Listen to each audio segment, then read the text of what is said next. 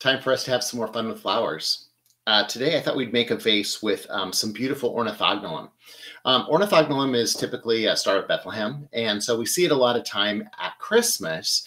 They have long, spiky flowers, and they have the flowers look like a star, and that's where it gets its name, Star of Bethlehem. But in the spring, we also have ornithogalum that is orange, and I love it. The great thing about these flowers is they're super long lasting. So we're going to use this little vase today. I love it because look, it has plenty of room at the bottom, and then it tapers up at the top. It's thick too. It's a nice thick glass. It's from Accent Decor, and it's got really, really, really good shape for arranging. It's what I call a smart vase.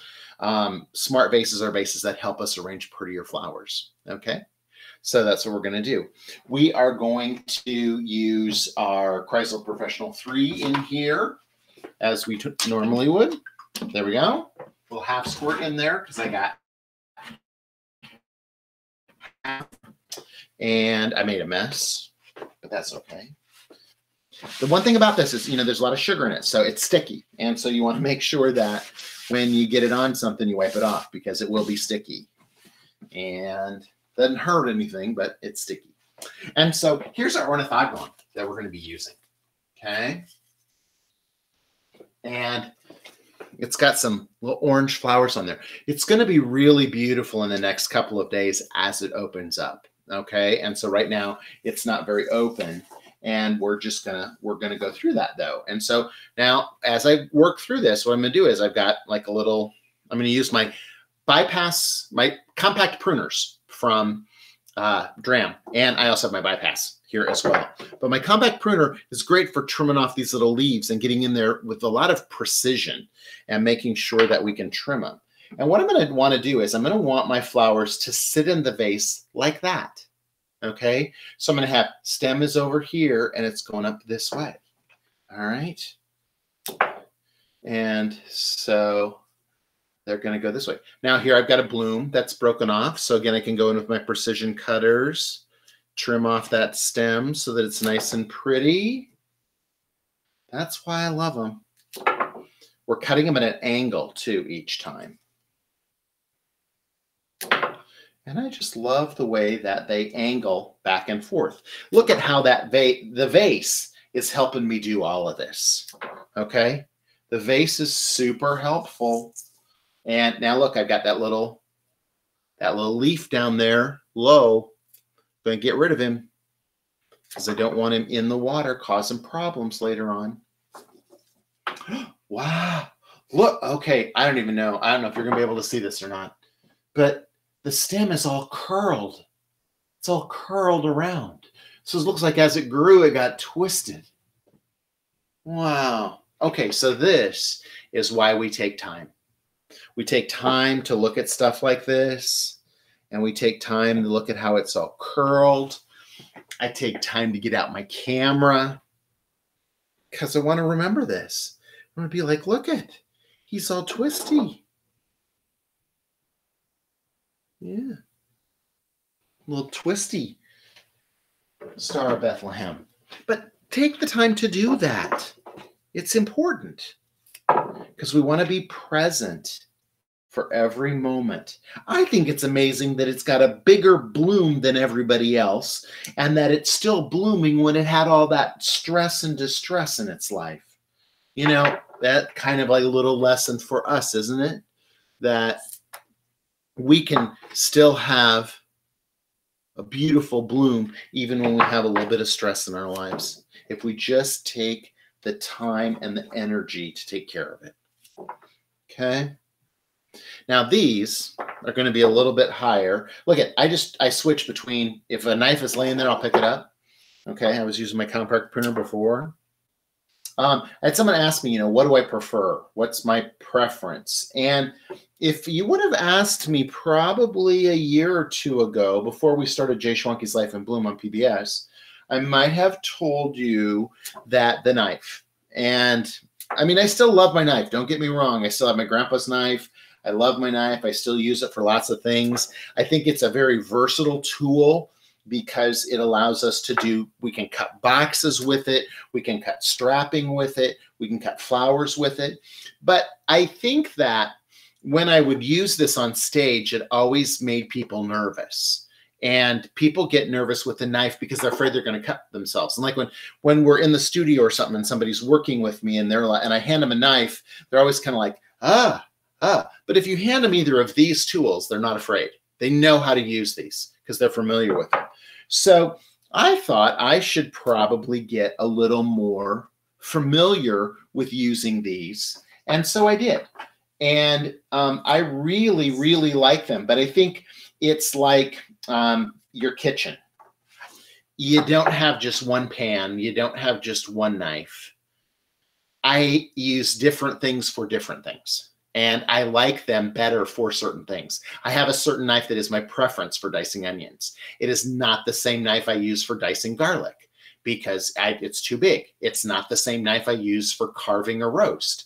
Everything is different, right? And so we use different things for different reasons, and that's what gives us, you know, a whole different feeling about it. Now, I've got about 3 of these left, and this is going to be a real pretty vase. I could keep it monotypical right now if I wanted to. Monotypical, meaning one type. Mono, one, typical type. One type of flower. But instead, I want to give it a little bit of oomph. I want to make it a little interesting. I want to make it a little bit fun. And so what I'm going to do is I'm going to use a couple of our jelly carnations. I'm actually going to use 5 of them. Oh, here's one that's broken. I have a couple of these floating upstairs, and I'm going to let this one float upstairs too, because look at it. It's going to be short like this because it's broken. All right. So I have along my sink, I've just got a line of little vases, and I can put carnations in those or any flowers in those vases. And so then I had just have like a little lineup of flowers that are looking out into, it's snowy right now. So looking out into the snow, that's fun. So I'm going to cut this guy short, and I'm going to go down here in there. Cut this one a little bit longer. I'm going to go down over here. Well, look at that little devil. He's broken too. Poor little guy. Upstairs to the kitchen. Okay. There we go. Okay, so a longer one right here.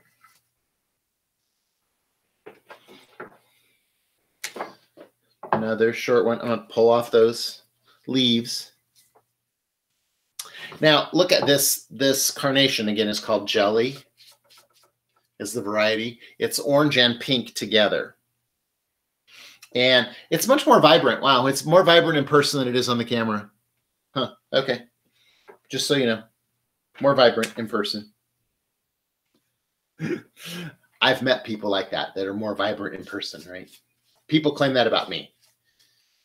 That's because on PBS, we try and be a little calmer and a little more enjoying all that stuff. Now, see, look at that. Look at how great those look in the inside. And my carnations are going to team up with this ornithogalum because this ornithogalum or Star of Bethlehem is going to be and I don't know, you know what? So I'm thinking about as I say that. I don't know. This is ornithogalum. I think Star of Bethlehem is the variety for the other ornithogalum that is white for Christmas time. So I don't think that this is necessarily Star of Bethlehem. This is probably just ornithogalum orange color. You know, so there's that. But they're going to team up well together because they're both going to last such a long time. Each one of these individual orange blooms is going to open up. Each one of these carnations is going to orange up and last and last and last. And so as they do that, I'll be interested to see if the carnations change colors too as they open up. That could be interesting too. So just having those 5 little carnations in there really changes it up. And it gives it a little bit of fire right now while we're waiting for those blooms to open. I had a vase of ornithogalum on my desk for 3.5 weeks. That's how long they lasted. And every single bloom opened all the way to the end. Just amazing. So part of that is the flower. The other part of that is always making sure that I refill with my Chrysler Professional 3 because that's going to feed those flowers enough and make sure that they have enough food so that they're going to open up really well. Okay. We are going to give it our patented final step with Chrysler Professional Glory. And so that we're sealing in the moisture on everybody. And that's just going to be a pretty little vase that's going to last and last for us. What I have in here, I have 20 stems of Ornithogalum, so about 2 benches. And then I have 5 carnations. It's that simple, right? It can be simple. And my smart vase that makes sure that it is going to last or arrange well. My smart vases arrange well. There we go. All right, pretty. All right, so I hope you had a great day. I hope you enjoyed this beautiful little arrangement. You could do the same thing with tulips and a couple carnations. You could do it with a couple of 5 roses and some stems of